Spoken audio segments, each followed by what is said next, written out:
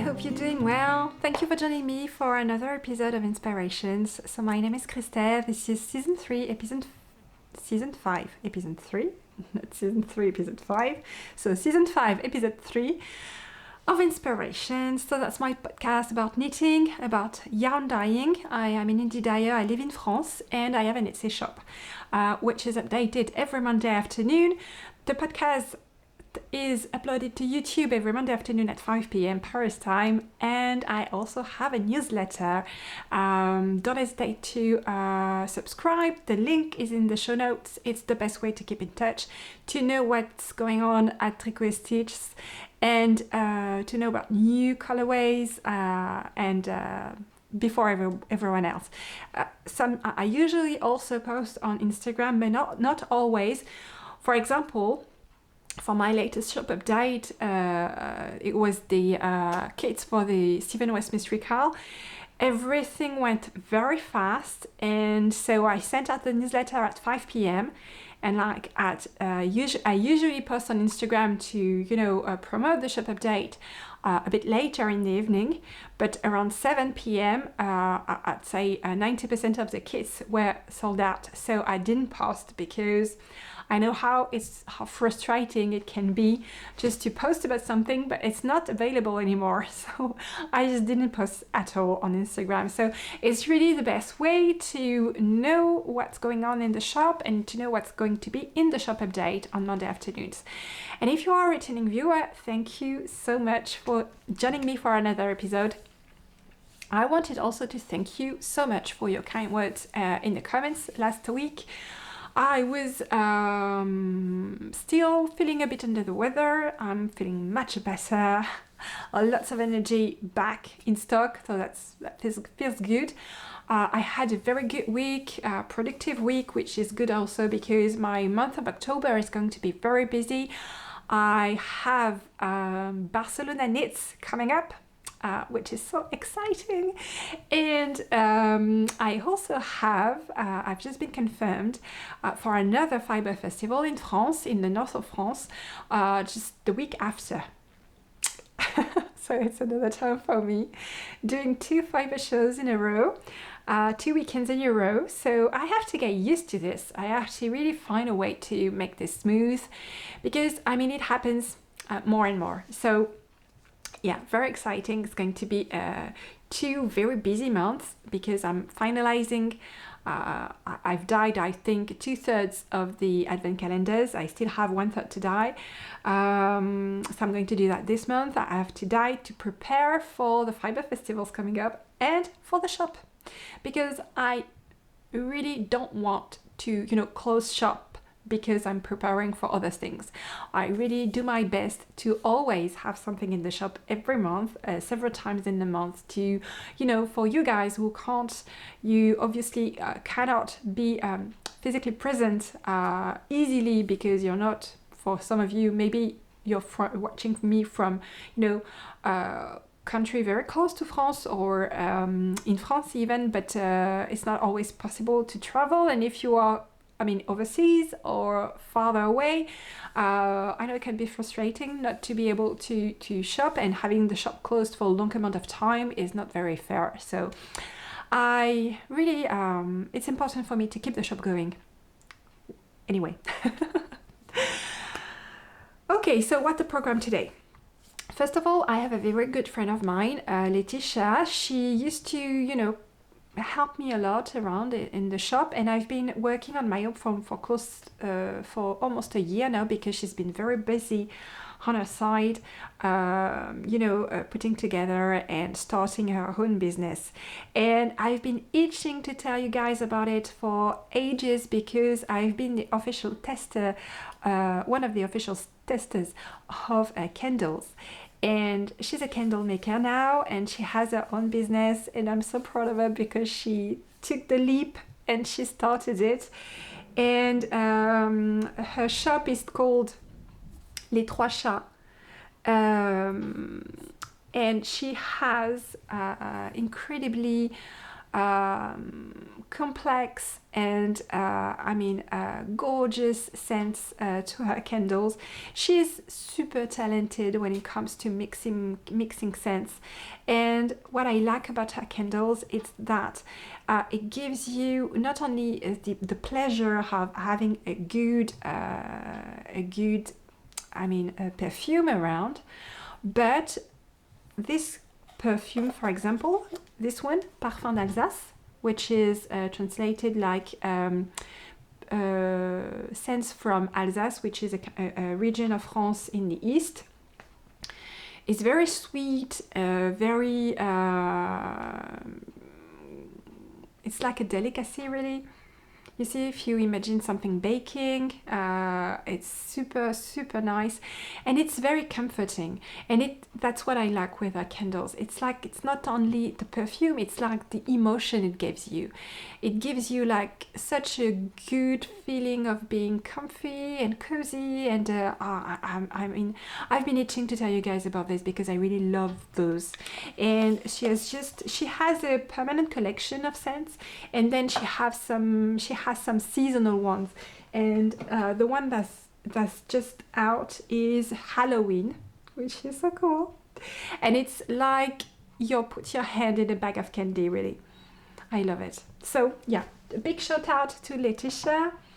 I wasn't talking much about her lately because she's been very busy on her side, and she didn't want me to talk about it yet until she was ready. Now she's ready. The link to her shop is in the show notes if you want to check her out.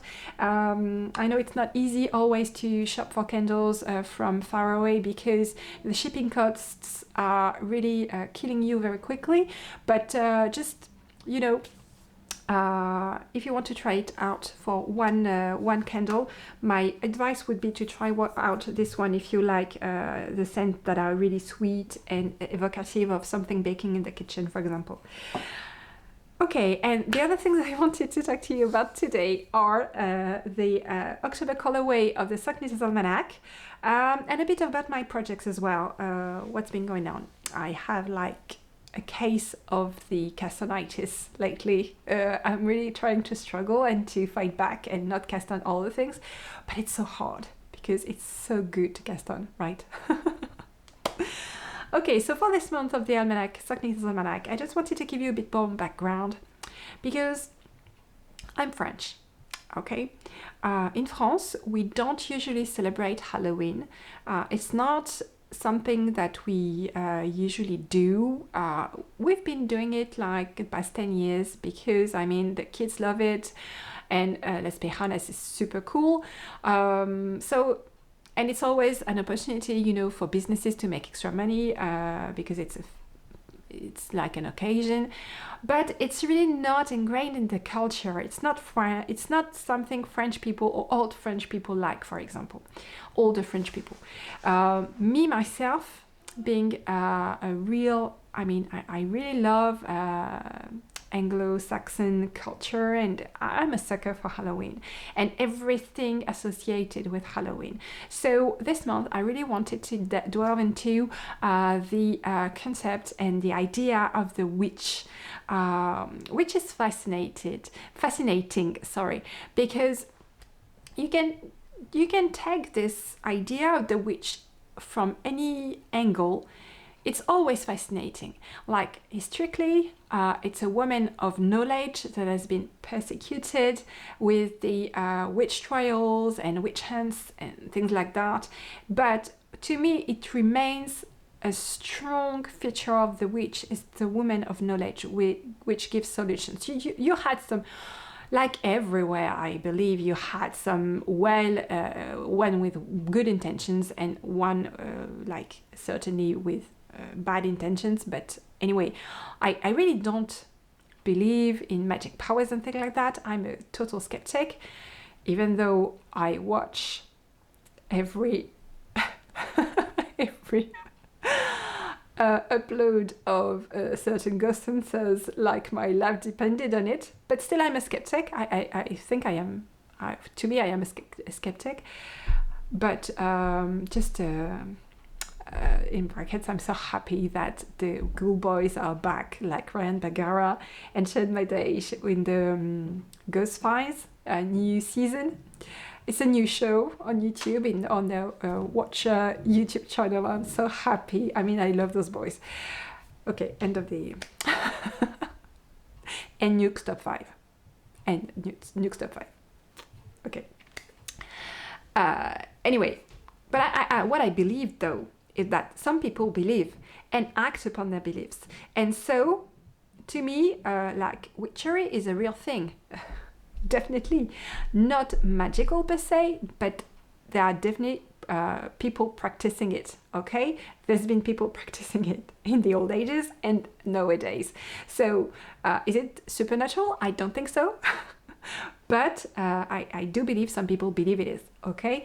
And I find that fascinating. Anyway, I'm always, reading something on the subject. I've been reading a lot of things about that. A lot of things also happened in the Puritan era, which links to other books I've been reading, and I watched very recently a movie with Winona Ryder and Daniel Day-Lewis on the Salem witch hunts, which was really creepy to see how just a girl, because she was jealous, was manipulating all the people, and people ended dead about that because of that. Was wow. And I have this very cool book also I just wanted to share with you. It's called Magie et Sorcellerie, which could translate to magic and witchcraft in France. And it's not what the title could, it's not what you could think and could imagine from the title. It's actually a veterinarian who conducted an extensive survey of people in the country with cattle and on, like middle of the 20th century. Initially, it was to complete his studies to become a veterinarian, like for his thesis, but because during the interviews he conducted amongst like 130 or 150 different cattle and landowners in Bretagne, what he understood is that witchcraft and magic was very a part of those people still in the 20th century. And as a personal interest, he decided to continue and interview those people about those beliefs as well.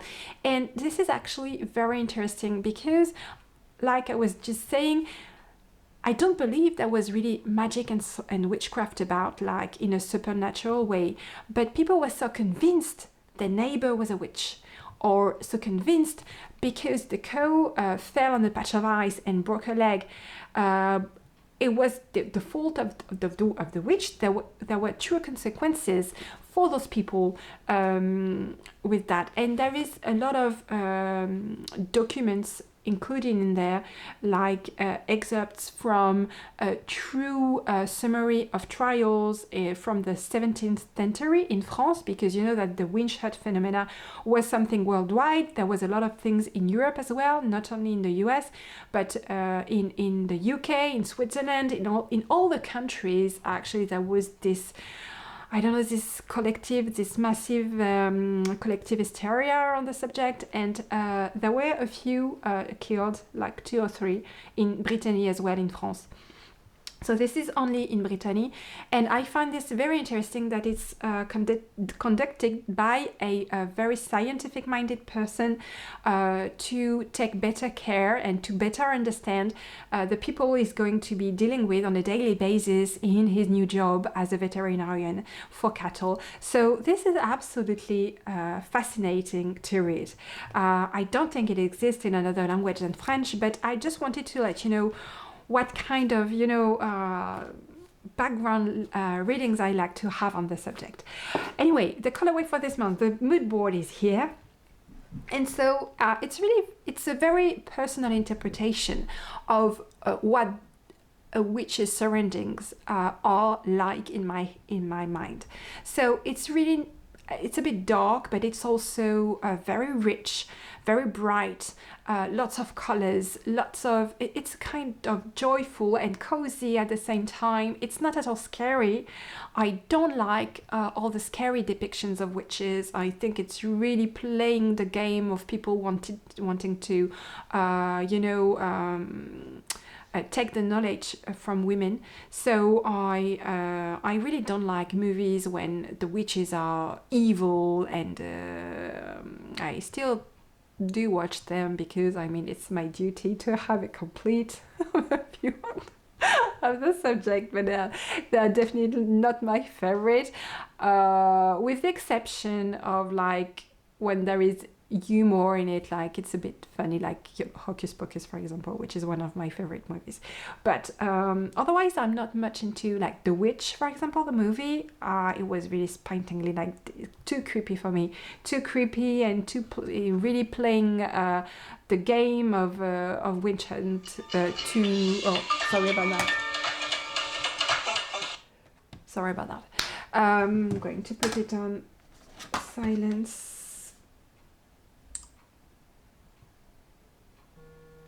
Okay. Anyway, here's the colorway.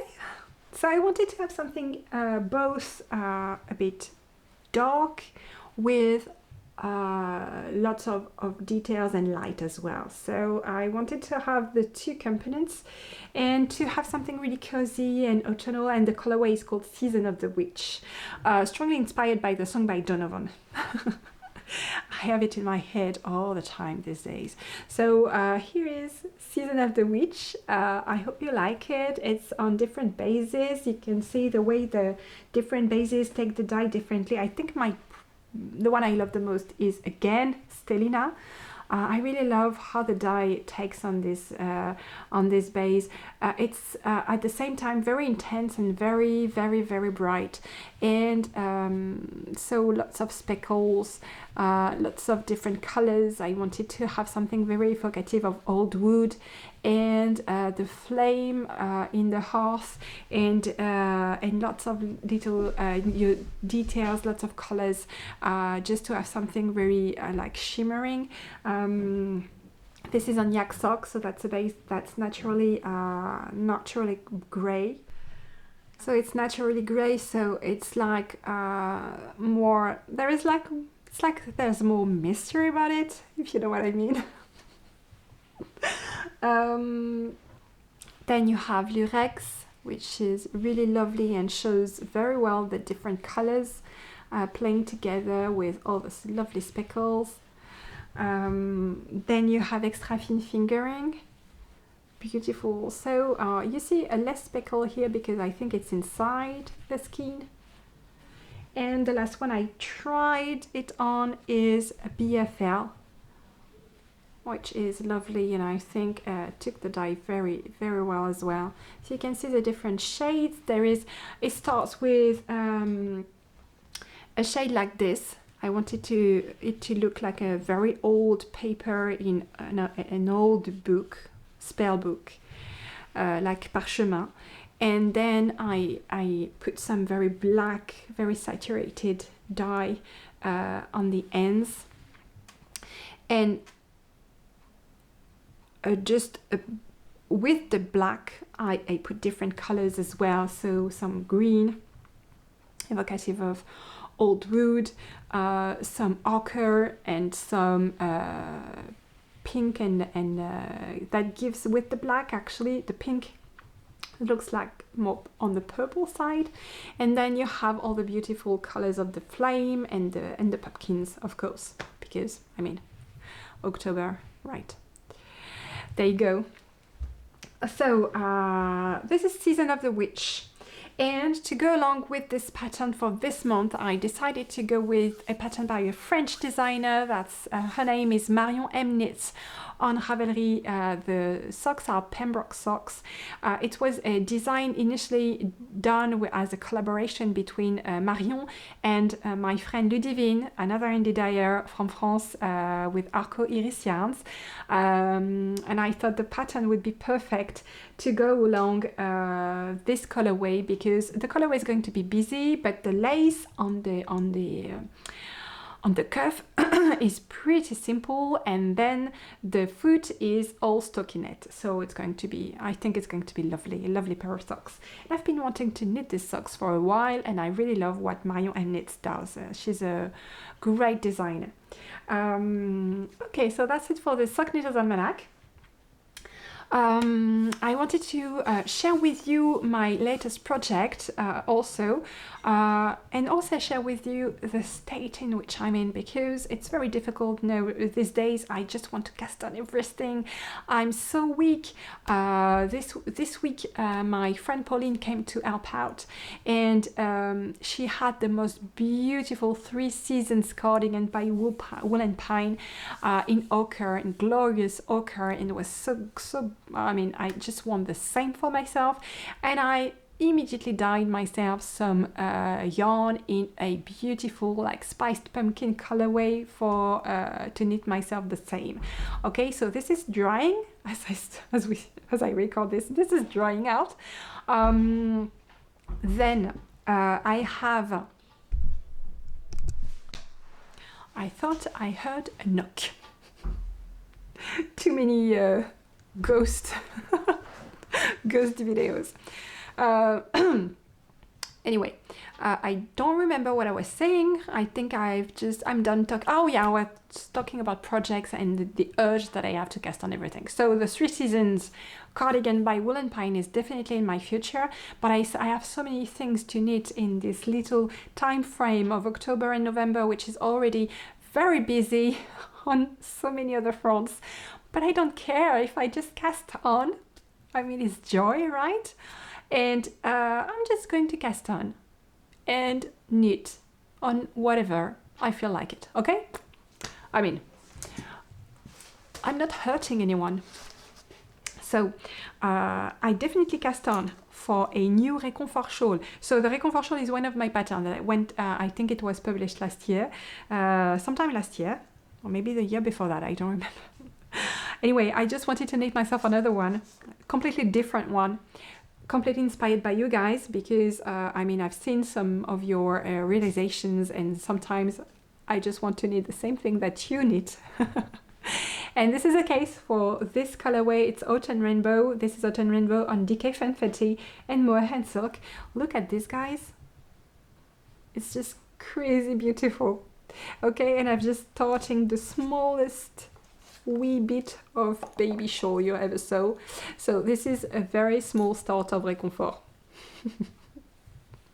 Okay, and if you don't remember, Réconfort is just here. I can show it to you. Oh. So this is Réconfort. It's a big baby of a shawl, like very drapey, very cozy, with a lot of fluff factor. Very simple to knit. So this is Réconfort, and I'm going to knit myself another one because why not? Okay, and it's typically my favorite knit of the season, like big fluffy shawls. It's perfect because it's starting to be very cold in France, much colder than previous years. Usually in September we don't have days so cold. So yeah. I've made some progress also on my September sock, so that's the Cozy Autumn socks by This Handmade Life, which are really lovely. I'm starting on the heel. I'm almost done with the heel flap. So this, I'm late on the front of socks, and I'm late. Why? Because as I told you last week, I am completely obsessed with this project, which is the Hazy Shade of Winter shawl by Émilie de Croche-Tamaille. It's crochet, guys, it's not knitting, and I've joined the 3rd color, which is Sous-Bois and Cute Foxy knitted together, well, crocheted together. I've lost a bit of steam, to be perfectly honest with you, on this one, because the rows tend to be much longer, because I want to knit everything else. I want to cast on everything. So I want to cast on for the 3 seasons cardigan as soon as my yarn is dry. And yesterday I had a true fight with myself not to dye some more yarn for another sweater. I've been fighting this, guys, but I must say that the Easy V sweater by Kathleen Hunter is really growing on me. I can totally see myself in that. And on the festival Lena Lest, which didn't help, there is this beautiful knitter that I've seen on a few festivals now, and she always has the most beautiful knits in the most beautiful color palette of colors. And this time she had an Easy V cardigan, and I mean, she was one of the testers actually of Kathleen Hunter, and that sweater is even more beautiful in person as on the pictures.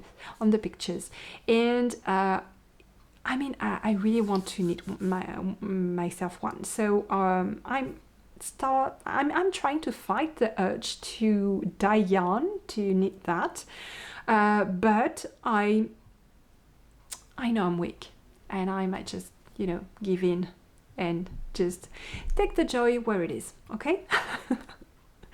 Cast on new projects and knit the first few days on a project like exclusively because you're so into it is such a joy. So I know that later along that road there is this mental weight that you have to carry along, and the more projects you have, the more weight you carry, and at some points it becomes unbearable, and I just frog a lot of things. It's the cycle of knitting life, okay? It's a cycle. It's like this. You have to accept that. You have to live with that, okay? And I have these two big projects on which I need to work, which I can't share with you, which is not helping, with deadline looming, and all I'm thinking about is cast on new things. Anyway. So I hope you enjoyed the podcast this week. It's a short one, but a good one, I hope. I'll see you next week. In the shop this week will be the Sock Knitters Almanac colorway for October. I will put back, because you requested it, so many of you requested it, I will put some Mabon back in the shop today for you to pre-order, because you really loved this colorway last month. And next week I'm going to have a big Aimable shop update. Okay, guys? And that's it for this week. Have a lovely week, and I'll see you next Monday. Bye!